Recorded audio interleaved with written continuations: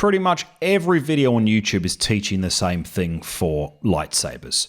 Get the pen tool, draw a path, fill it with white, add a drop shadow of the color, and you've got your lightsaber effect. That's fine. I'm going to teach you that as well. But what the other videos aren't teaching you is how to add some really cool effects to a saber to make it look three-dimensional, make it look like it's part of the environment, and a secret trick I'm going to teach you later on in the video that is the difference between a okay and an absolutely great looking lightsaber shot.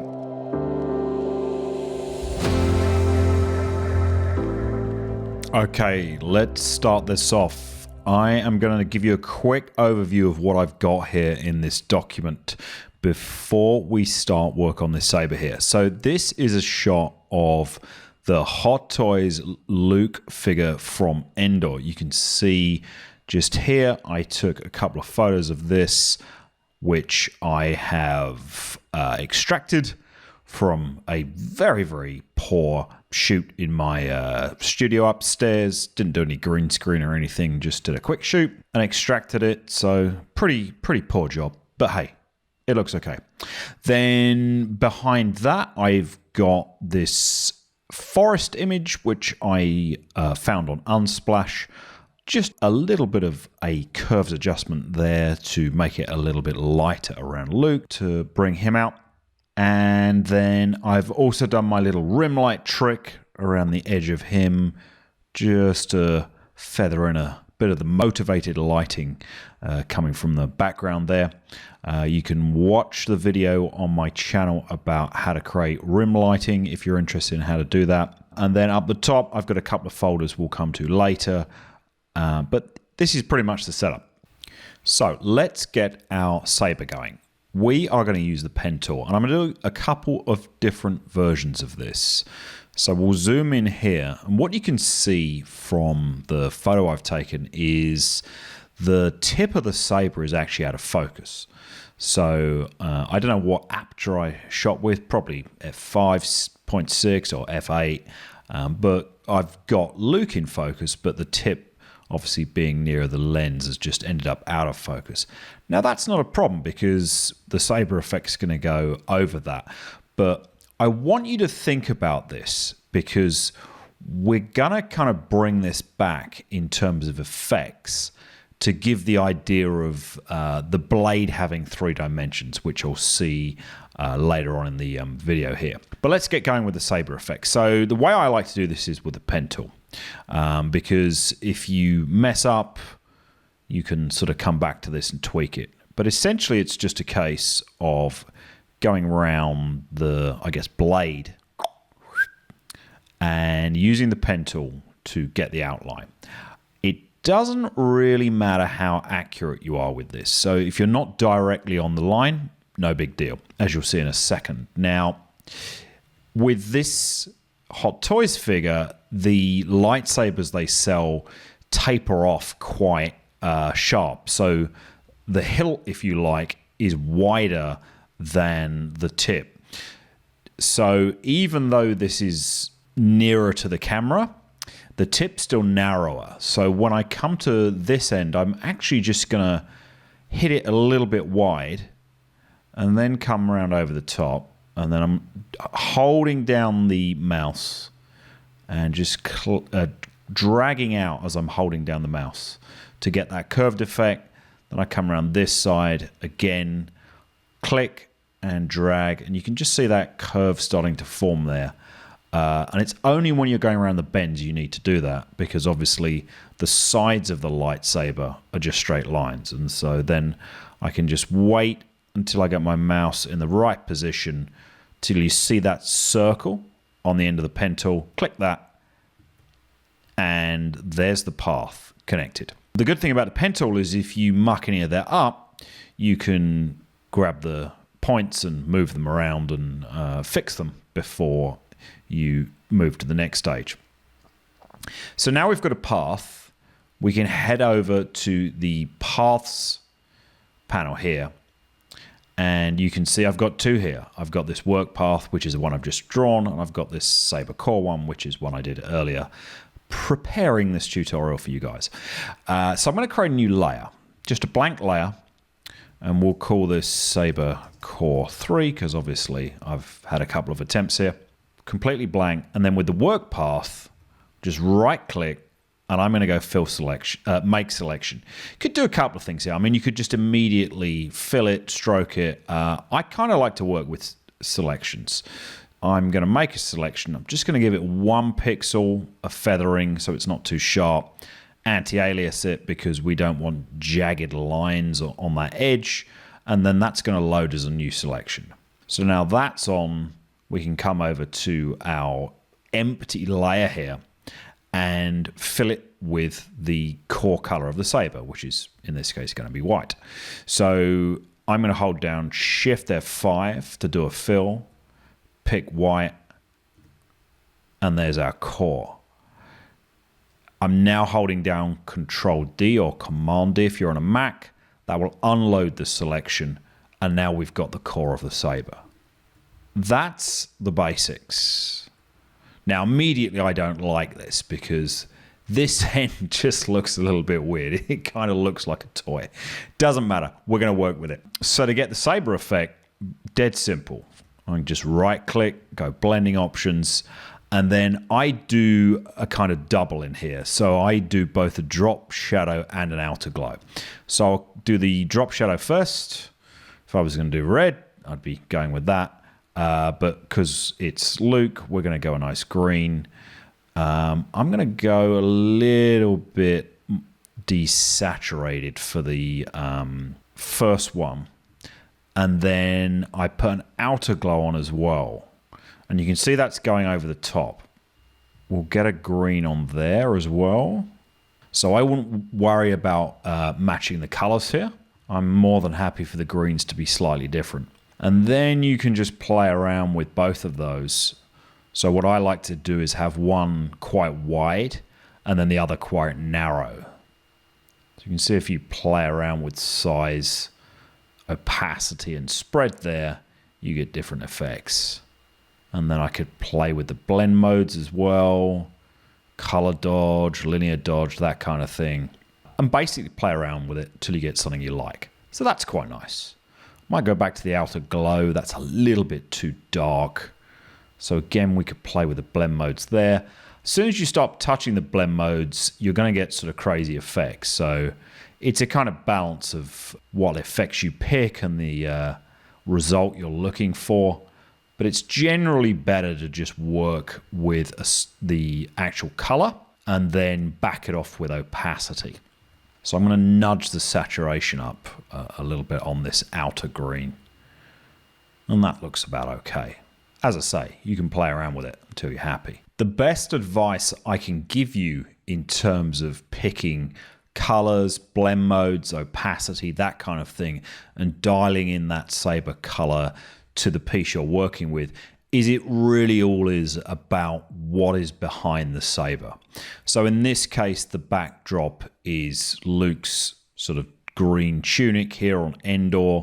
If we were doing a Death Star piece and the background was black, or if you were doing, say, a sky piece, you know, the bright blue sky of Tatooine, you'd probably want to pick different blend modes here because you'll get different results depending on what is behind the saber.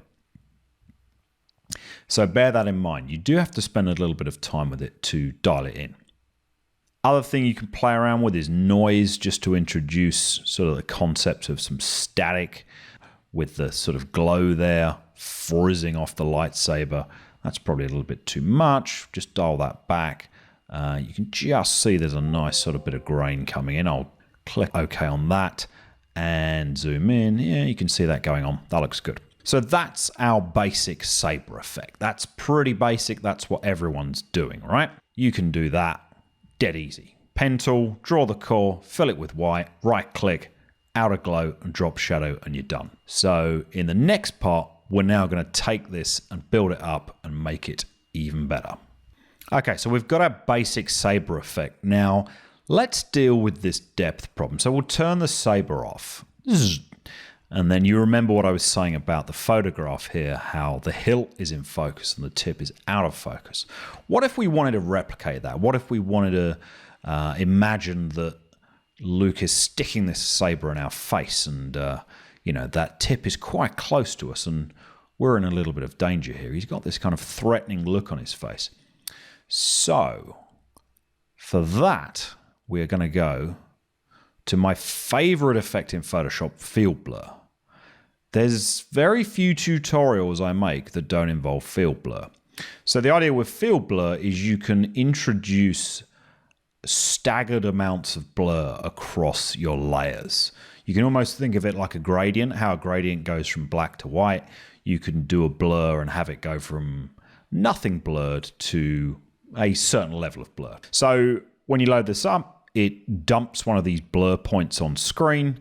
You can see if I put my cursor over the middle, I can grab that and drag it around. I'm going to drag it over to the tip here. Around that point is this dial.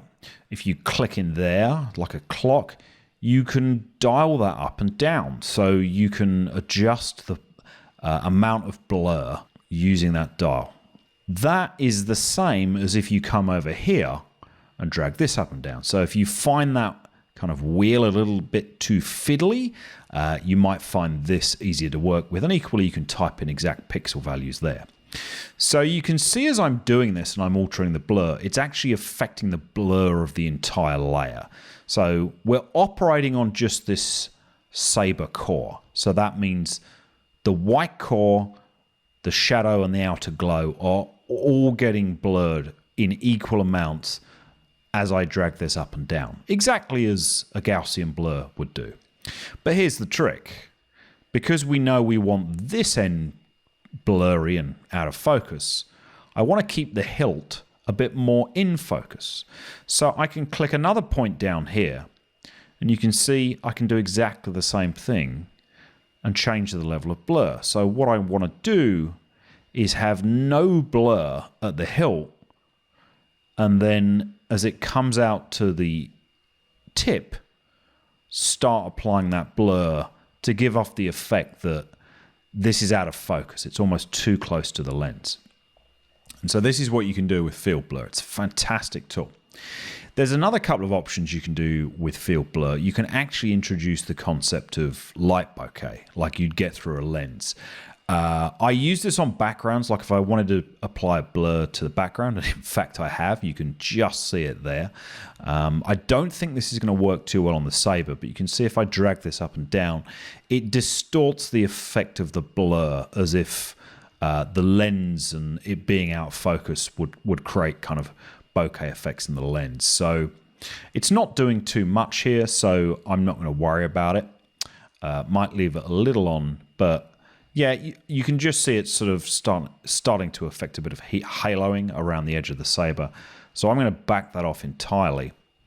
And then we'll come back here. I might put a little bit more blur on the end and we'll click OK. So this is what you end up with, this great kind of effect where we've got a saber starting here and then gradually becoming out of focus. Now, you might be unhappy with what this does to your outer glow and your drop shadow. So you can come back in here because this effect is dynamic and you can still adjust those, as you can see here, and dial them in again in terms of where you want them to your piece. So you're not locked into what you did before in terms of the effects work here. This is all non-destructive. So everything we've done, we can come back and tweak. So immediately that little adjustment I've done there is just making that look a little bit better. Might pull that spread in on our saber core here. And yeah, that's starting to look a bit better. Remember as well, that original shape we drew, which didn't look too good, now looks a bit better just by virtue of the fact that it's been blurred. Now, I've just realized I've made a mistake. I actually applied that field blur directly to my white core there. So I've made that change destructively. But I can get back out of this and get it completely non-destructive fairly easily. So what I'm going to do is I'm actually going to undo that little tweak I made to the shadow there.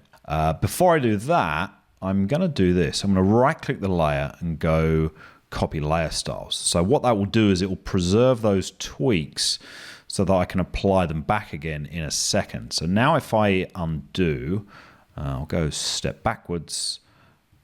So that's our saber effects being undone, and then we'll get the unblurred saber core back. Now what I'm going to do is go right click, convert to smart object. And now this will be a smart object. The changes I make to this with the blur, I'll be able to come back and alter. Because I've made this a smart object, it's kind of embedded the outer glow and drop shadow effects in there. So I've just drilled into that smart object, and I'm going to paste those layer styles back, the tweaks we made, so that they're preserved. But again, we can come back in and play with them in a minute if we don't like them. And then finally, I can come back up here, and I could actually just click blur gallery because we've already applied it once. If I click that, it will just repeat it. But you know, if you need to do this again, come back, blur gallery, field blur, and then it's easy to sort of set those points up again. Drag that one out, click down here, get that to 0. Whoa, gone over the edge, and click OK. So we've got our effect back. The reason I wanted to do this is because I'm going to redraw the core of the saber. So what I want to do is I actually want to bring out the tip so it's even bigger. And so to do that, I wanted that blur applying non-destructively. Now it's a smart layer. You can see the blur's applied as a smart filter. So blur gallery there, we can turn that on and off and get back our core saber pretty easily. So let's make a little tweak to the drawing of the saber here. So I'm going to drill back in to our smart object, and I'm going to go back to the pen tool, and we're going to do a couple of little alterations here. Now the shape of this is pretty okay, so I'm not going to go over it completely. I don't need to do that curve at the end. But what I want to do is I want to make the tip end wider. So I'm going to come up here, and then I'm going to click about there, and then have it come up all the way up here. And then again down here, just to give it a kind of pointed tip. Very much inspired by, if you've seen The Last Jedi, putting aside what anyone thinks about that film, there's the scene where Rey's training and she's kind of taking swipes against the rock, and there's a real good shot of her holding her lightsaber against the rock, and you have the tip virtually in the lens of the camera, so it gives you a real sense of what a lightsaber would look like up close in your face. So I'm kind of going for that feel here. So I've done another quick path, and I mean I could have drawn this to begin with exactly like this, and in this case I'm not going to do anything too fancy. I'm just going to come over to paths. We'll do a fill path this time. We'll just go white, and what should happen, as you can see, is it fills it effectively. It overrides the white core I had behind, and then the drop shadow and the glow automatically pick up off of what was applied there. Could have done probably a slightly better job with the curves just off those two edges, but not the end of the world. If I save this smart object, we'll close this. You can see this updating smart objects is going back to our parent document, and we'll be applying that on screen. And there you can see the effect that's had here. So that blur has applied. It's still leaving the kind of hilt nice and in focus. And then as we get to the end, it's becoming out of focus. So now I may want to go back into blur gallery again, click on this one. Maybe I'll blur it a bit more just to, make it seem even more out of focus. Maybe that light bokeh is a good thing to play with now. And that's giving off an interesting effect with it being closer to the lens, so to speak. You've got a lot of options to play with here in terms of mimicking depth of field. Obviously, if I do too much, it's going to become somewhat unrealistic, but we're going to work with this for the time being. And I want to bring a couple of other things into play. One of the things I think most people get wrong with lightsaber effects is, it's very, very easy to get a lightsaber effect, get the glow. You've seen me do that here. It's nothing different from what you see in other tutorials, but there's always something off. There's always something that doesn't look quite right about these tutorials. And for my money, that is the effect is being applied to a shot like this where it's just a simple light setup. And if you look at Luke, you can see a very simple photography setup where I've kind of lit him with a key light to the left side of his face, so from the right, and then I've got kind of a rim light coming from the left, which is lighting up that side of his face. And so that key light that's on the right here is doing most of the work of illuminating his body, and so the shadows you're seeing across his body are created from that key light. If you then consider the lightsaber, that is a source of light, and what creates the kind of uncanny valley effect here is that there's nothing in the light and shadows of his body that indicate that he's near a lightsaber. So this is really the ultimate trick to nailing a lightsaber in Photoshop, and that's getting good motivated lighting on the subject that you're applying the effect on. So whether you're taking a shot of a human being, cosplayer, or a toy like this, you really want to think about the lighting up front and what a lightsaber would do, or any other effect, be it lightning, whatever, and get that in your photography before you then bring it into Photoshop and start playing around with effects like this. Luckily for me, I did that. So if you look over here, I've actually got a second shot, which I'm going to turn on now, which was just a shot with a green LED strip, which I put in front of Luke.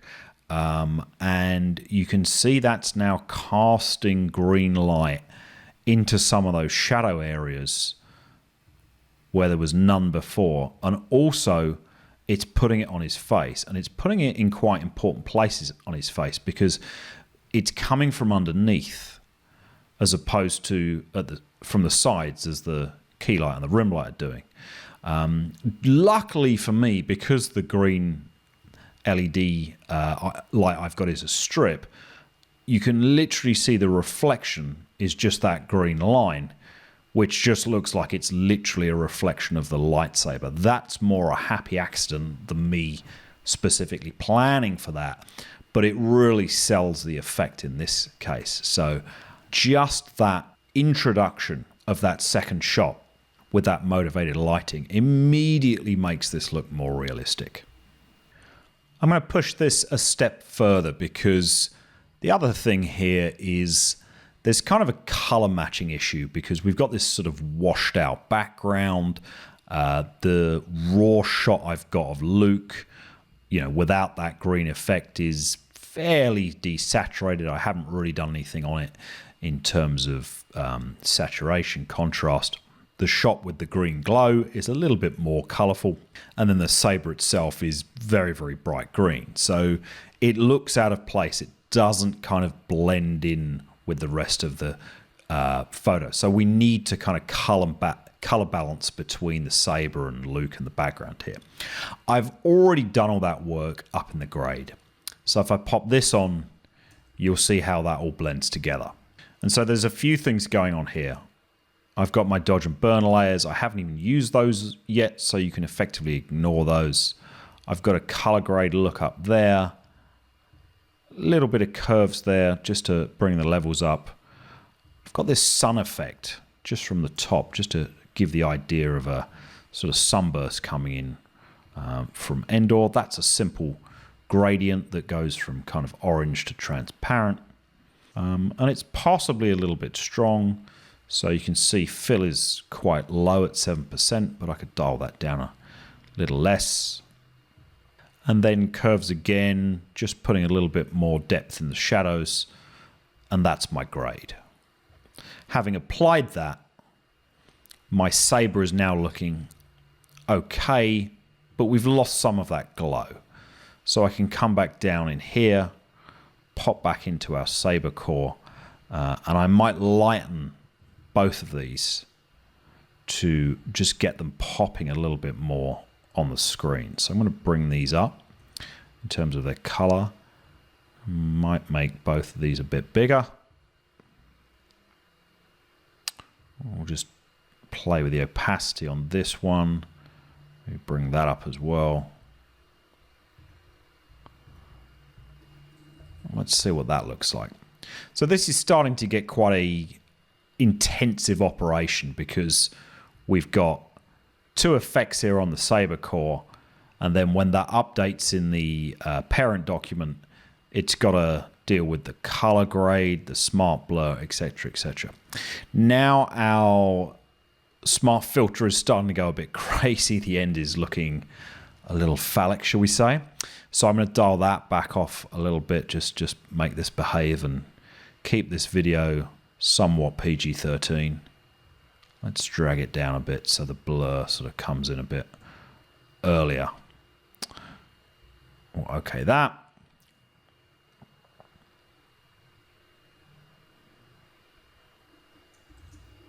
Yeah, no, I'm unhappy with this.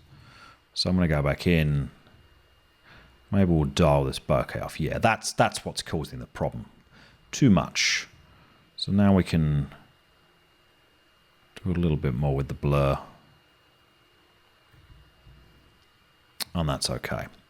So you can play around with this. Obviously, what I've done is create the effect that the tip of the saber is out of focus and the hilt is in focus. But you could do it the other way. So I could say, well, there might be a little bit of blur around the hilt, but then I want the tip kind of razor sharp, as if that is the bit that's ultimately in focus. So you could come in and do that, dial the tip down to 0, and then just put a tiny bit of blur on the hilt, which would look fine. Say like that. Okay, that. And now you've got this effect of the saber sort of coming into focus in your face. So all this you can play around with. I'm going to undo that, keep what we had before. And so to complete this, there's one last effect I want to play with, which I'll show you in the next section, which is just adding a bit of atmospherics here. So the last thing I want to do is just give off the idea that this lightsaber is illuminating kind of dust and particles that are in the atmosphere around Luke. So I'm just going to paint on a couple of simple effects for this. And I have this special brush I use for stars, dusts, particles, everything. It's really, really simple. It's just a custom brush, which is effectively just a little blob, but it's not uniform. And what I do with the brush preset is turn up the scattering. You can see it down here. It's just this little blob in the corner. Notice the actual brush is 486 pixels, but it's just a dot in the right-hand corner. So the whole brush is all this square space, but all I've done is put a dot in the bottom right-hand corner. What that enables me to do is get far greater scattering distance when I use the brush. If I click like this, you can see that sort of applying immediately. And the way you do that is if you're in the brush panel here, you can see I've got stuff like the size jitter dialed up to the max, the angle jitter dialed up, then the scattering jacked up 254%, that kind of thing, smoothing. You can muck around with color dynamics as well. This can get interesting because this will make the dots kind of different colors. And then it's just a case of painting it on as I've done there. What I like to do though is do a couple of different layers for this and do them at different sizes. So now I've done one, I might make the brush a bit smaller, which I'm just doing by clicking the left bracket on the keyboard. And then this one's going on kind of much smaller. Might put a little bit more around the tip. And then I'm going to do one more layer. I might make this a bit bigger. Let's just see what this looks like. No, that's not much bigger. Yeah, that's too big. Come back down. And it's still a little bit on the big side, but I think we'll actually keep that one. Because what I'm going to do with this, again, is go back to our trusty blur filter, field blur, and now we're going to use that bokeh effect to, you can just see what that's done already, where it takes those dots that the brush has painted on and turns them into light bokeh, which is absolutely awesome. So with the bokeh, you can play around with a few settings here, and it's really a case of just grab them and pull them back and forth until you get something you like the look of. And remember, we can do the same thing we did with the saber, where I can have the end more blurred, and then I can come down here and have that less blurred, that kind of thing. You might want to do it the other way around. We'll do that on that layer, and then I might do a little bit of it on the layer behind. So we'll go back to field blur. I'm not going to apply the same effect, not as much intensity, because effectively I've got 3 layers of different size dust. So I don't want each of them having the same blur treatment. Got to be a little bit careful here. You can just see that sort of coming in place there. Yep, that'll do. I'm going to dial the opacity down on these in a second. And then I'm just going to give that layer the tiniest bit of blur, which may be like a 1. Just going to bring the fill down on each of these because they're a little bit too intense. Want these subtle. You want to know they're there, but not have them taking over. And that is pretty much it. What I usually do with a finished piece is add a little bit of sharpening. So I'm going to come up the top. I'm going to hold down Control, Shift, Alt, E. This will take a snapshot of all the layers underneath. Normally I would copy out at this point and actually have a different document. But for the sake of this tutorial, I'll just get this snapshot up the top. And then my go-to is an unsharp mask. We can come in here and start playing around with this. And just apply a bit of sharpness to this until we dial in something that looks quite nice. And as you do this, you'll notice it brings out the detail of the dust there. The sharper ends of the saber will stand out more. But sharpness for me is really something you need to think about in terms of the medium you're going to publish on. So if you're putting an image on Instagram, on the web, you want to resize your image to the dimensions it's going to be published at, versus if you were publishing for print, you'd apply it in a slightly different way for that. So that's it for this huge lightsaber rendering tutorial. You got a few different things you've learnt here. We started off with the core effect of the lightsaber, pen tool, just draw around where you need it, fill it in with white, and then you've got the basis to work on. All you need with that is a couple of blending option effects. In my case, drop shadow and outer glow, both colored green, are enough to get you the core of a lightsaber. Then you saw me add the field blur through the blur gallery to get this depth of field focus racking effect. So you've got this idea of 3 dimensions through the blade, and you can play around with that depending on what you're working with and whether that's going to work with you, and you can see the possibilities there. Next, we talk about motivated lighting and how getting the lighting your lightsaber will give off in your photography right at the outset is going to help you create a much better final result by having those shots to work with as you work on effects like this. And then lastly, I added a few atmospherics with my dust brush. Again, a little bit more field blur to give some lens effects, and we've ended up with this final result. So I hope you've enjoyed this tutorial. If you've got any questions about this, please leave me a comment below. I do answer. So if you're stuck with something, don't understand something, just let me know below and we can talk about it. Finally, I'd really appreciate it if you can give this video a like, and please subscribe to the channel here. I've got a really cool subscriber only video which you can get on the channel page after you subscribe. So check that out. Thank you for watching, and I'll see you in the next video. Head to ToyShooter.com for more tutorials, resources, and help with Photoshop compositing.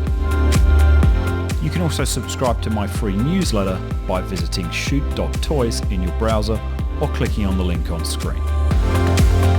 You can also follow my work on Instagram at instagram.com/shoot.toys. Subscribe to the channel to watch a special subscriber-only video, which you'll find on my channel page after subscribing. Lastly, you'll find links to all the places I've just mentioned in the description for this video below.